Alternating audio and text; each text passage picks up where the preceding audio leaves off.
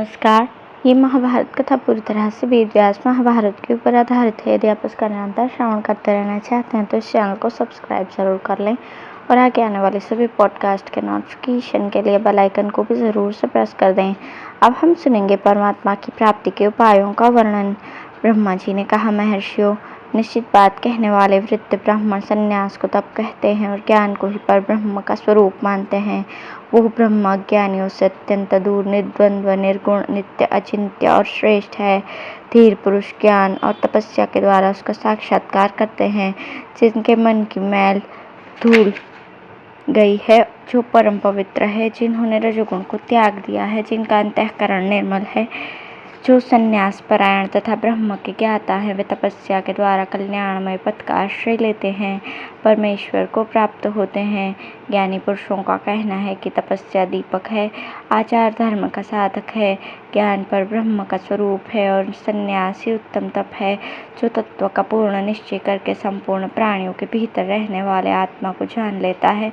वो सर्वत्र विचरने वाला एवं सर्वज्ञ हो जाता है। जो किसी वस्तु की कामना तथा किसी की अवहेलना नहीं करता, वो इस लोक में रहकर भी ब्रह्म स्वरूप को प्राप्त हो जाता है। जो सब भूतों में प्रधान प्रकृति को तथा उसके गुण एवं तत्व को भली भांति जानकर ममता और अहंकार से रहित हो जाता है, उसके मुक्त होने में तनिक भी संदेह नहीं है। शुभ और अशुभ समस्त त्रिगुणात्मक कर्मों का तथा सत्य और असत्य का भी त्याग करने से जीव को अवश्य मोक्ष प्राप्त होता है। ये देह एक वृक्ष के समान है। अज्ञान इसका मूल अंकुर है, बुद्धि स्कंद, अहंकार शाखा, इंद्रियां खोखलें और पंच महाभूत इसके विशाल अवयव हैं, जो वृक्ष की शोभा बढ़ाते हैं। इसमें सदा ही संकल्प रूपी पत्ते उगते और कर्म रूपी फूल खिलते रहते हैं।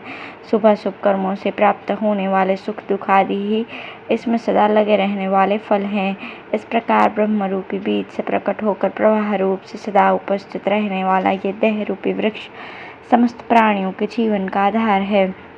बुद्धिमान पुरुष तत्व ज्ञान रूपी खड्ग से इस वृक्ष को काट कर जब जन्म मृत्यु और जरावस्था के चक्कर में डालने वाले आसक्ति रूप बंधनों को तोड़ डालता है तथा ममता और अहंकार से रहित हो जाता है, उस समय उससे अवश्य मुक्ति प्राप्त होती है।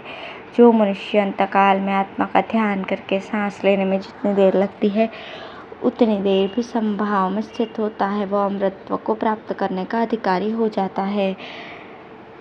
जो एक निमेष भी अपने मन को आत्मा में एकाग्र कर लेता है, वो अंतःकरण की प्रसन्नता को प्राप्त करके विद्वानों को प्राप्त होने वाली अक्षय गति को पा जाता है।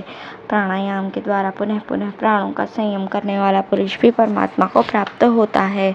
इस प्रकार जो पहले अपने अंतःकरण को शुद्ध कर लेता है, वो जो जो चाहता है उसी उसी वस्तु को प्राप्त करता है।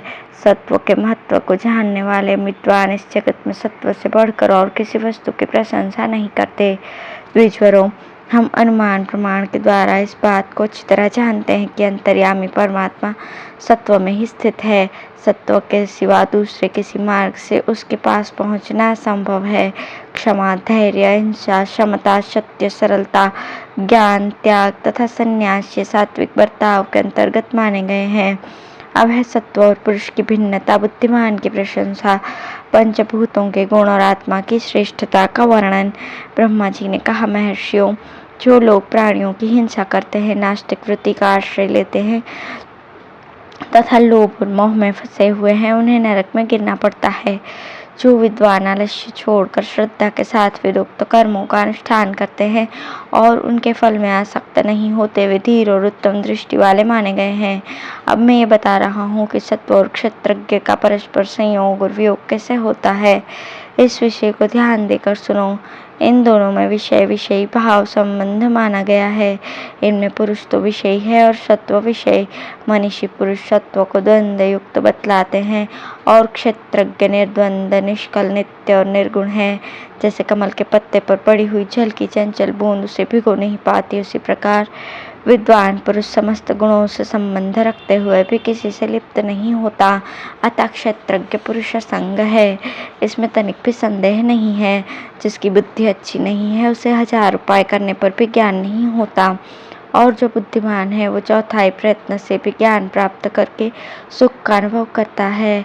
ऐसा विचार कर किसी उपाय से धर्म के साधन का ज्ञान प्राप्त करना चाहिए, क्योंकि उपाय को जानने वाला मेधावी पुरुष अत्यंत सुख का भागी होता है।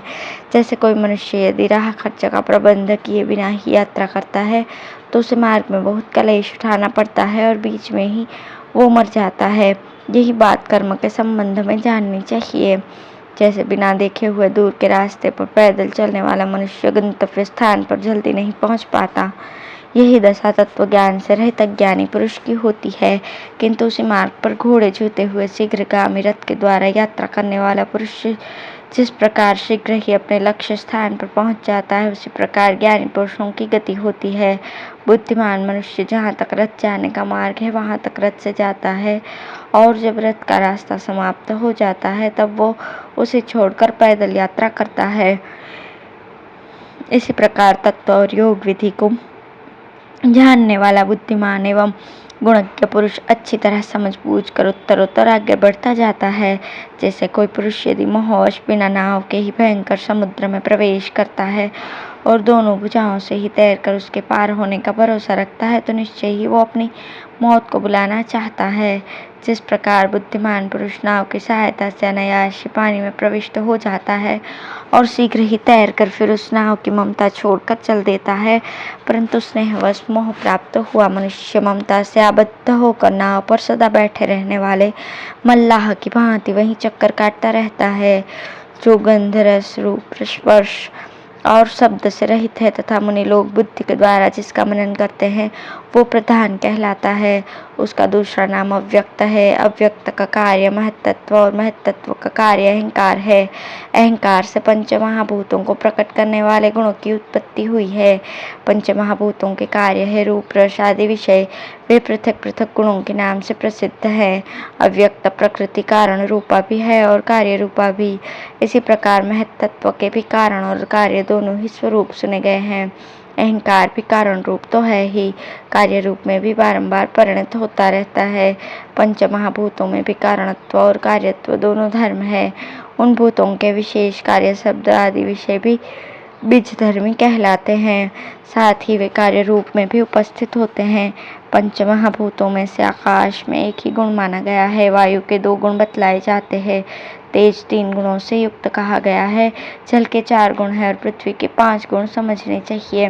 वो स्थावर जंगम प्राणियों से भरी हुई समस्त जीवों को जन्म देने वाली तथा शुभ और अशुभ का निर्देश करने वाली है। शब्द स्पर्श रूप रस और गंध, ये ही पृथ्वी के 5 गुण हैं। इनमें से भी गंध उसका खास गुण है।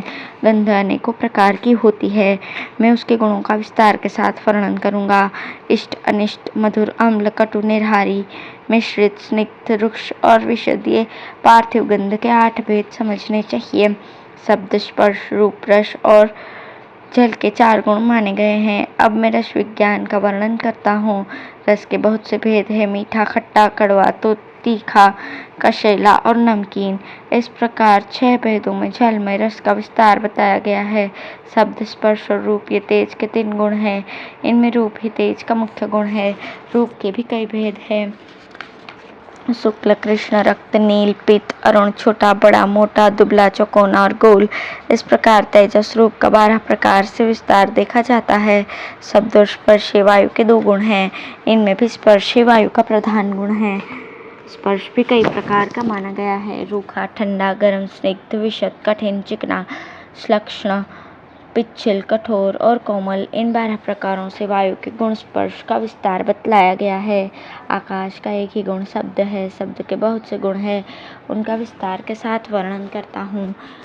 षड्ज, ऋषभ, गांधार, मध्यम, पंचम, निषाद, दैवत, इष्ट, अनिष्ट और संहत, ये आकाश जनित शब्द के 10 भेद हैं। आकाश सब भूतों में श्रेष्ठ है। उससे श्रेष्ठ अहंकार, अहंकार से श्रेष्ठ बुद्धि, बुद्धि से श्रेष्ठ आत्मा, उससे श्रेष्ठ अव्यक्त प्रकृति और प्रकृति से श्रेष्ठ पुरुष है। जो मनुष्य संपूर्ण भूतों के भूत भविष्य का ज्ञाता, समस्त कर्मों की विधि का जानकार और सब प्राणियों के आत्मभाव से देखने वाला है, वो अविनाशी परमात्मा को प्राप्त होता है। धन्यवाद।